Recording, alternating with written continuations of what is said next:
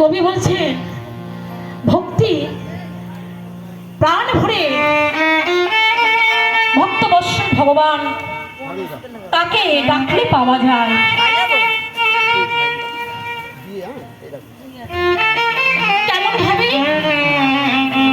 কেমন ভাবে পাওয়া যায়?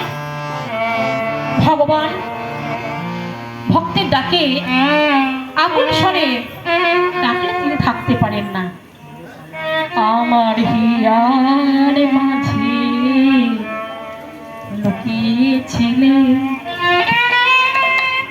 দেখতে আমি পাইনি তোমায়